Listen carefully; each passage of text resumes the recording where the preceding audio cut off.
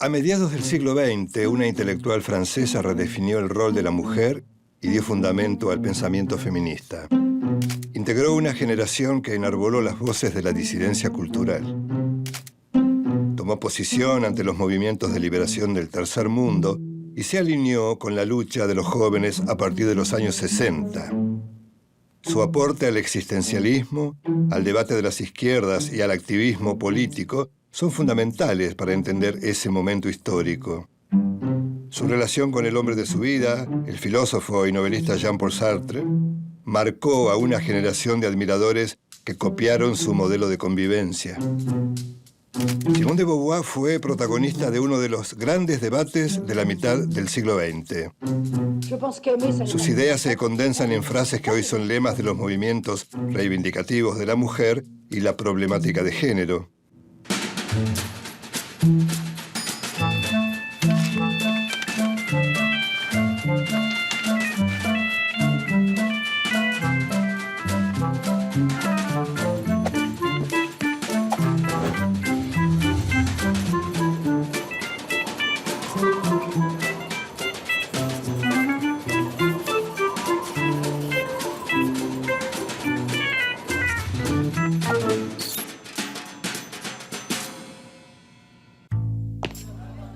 Simone de Beauvoir nació en 1908 en una familia de clase media alta parisina en plena decadencia.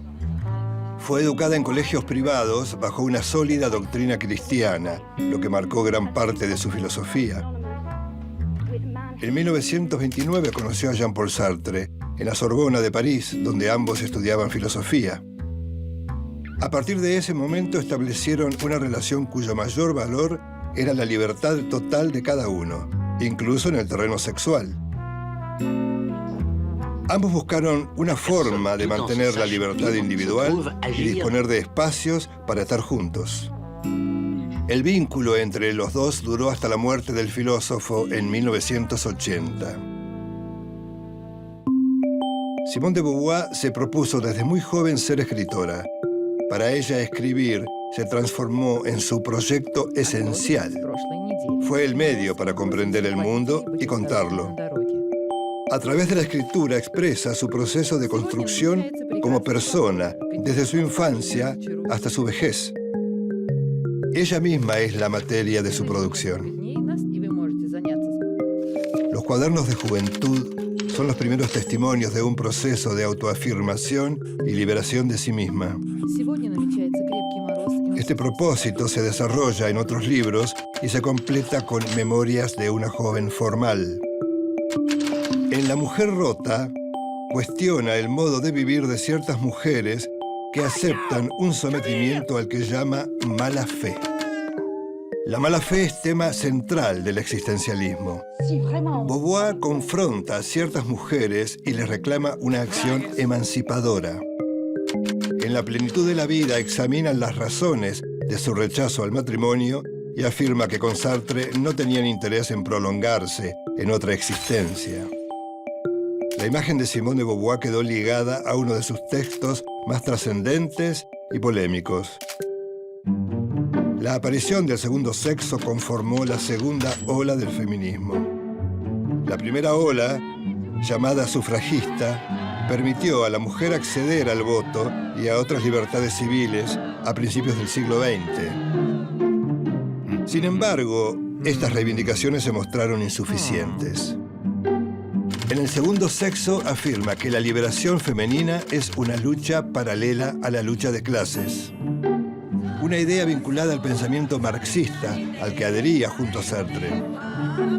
Beauvoir estudió las condiciones que hicieron posible que la mujer se considerara como el otro.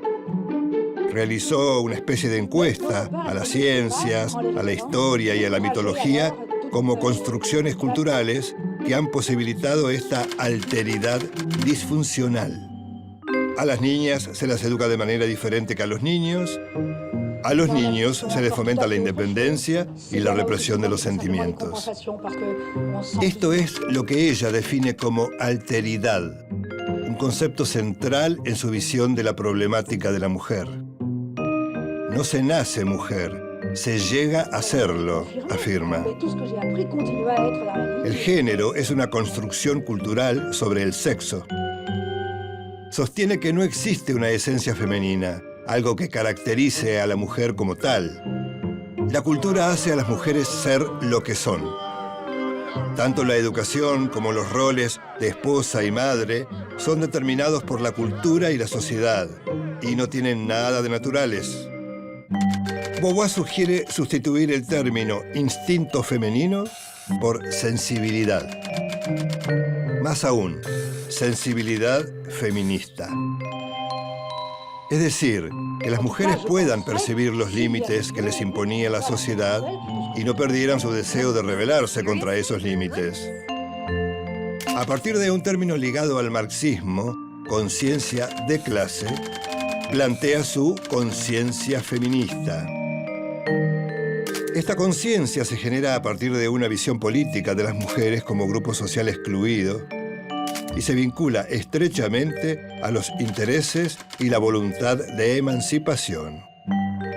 Sin embargo, se le critica a Beauvoir que llegó a despreciar a las mujeres por su incapacidad de independencia frente a los hombres. Ya en su madurez, Beauvoir asume una militancia activa que la lleva a asumir actitudes más radicales. A esto sumó su participación en manifestaciones y acciones políticas de mujeres identificadas con el feminismo. Para abordar el tema de la opresión a la mujer, Beauvoir parte de la dialéctica del amo y del esclavo de Hegel. El filósofo alemán definía al esclavo como una conciencia que no ha arriesgado la vida y ha quedado por eso supeditada al amo. Según Beauvoir, la mujer, como el esclavo, está en relación de asimetría con el hombre, que es el equivalente al amo. El esclavo se reconoce como humano en la conciencia libre del Señor y lo ve como su ideal. Del mismo modo, la mujer depende, para sus decisiones, de la voluntad del hombre. Ella predica el modelo de emancipación económica como claves para la liberación de las mujeres. Beauvoir dice que fecundar y amamantar no son actividades, son funciones naturales que no suponen ningún proyecto. Entiende al lesbianismo como una decisión personal y lo asocia a una situación de venganza contra el género masculino. En años recientes, este argumento de Beauvoir fue rebatido por las nuevas teorías de la diversidad sexual. Los nuevos paradigmas cuestionan la existencia de categorías tales como las de hombre, mujer, heterosexual, homosexual, bisexual y lesbiana, entre otras. El género y la sexualidad son frutos de mecanismos discursivos y de poder, dicen estas nuevas prédicas. El existencialismo de Sartre y Beauvoir afirma que todo sujeto trasciende y se afirma a través de los proyectos. Lo que importa es el proyecto propio, aquello a lo que se le da sentido a través de la acción, o sea, lo que permite trascender.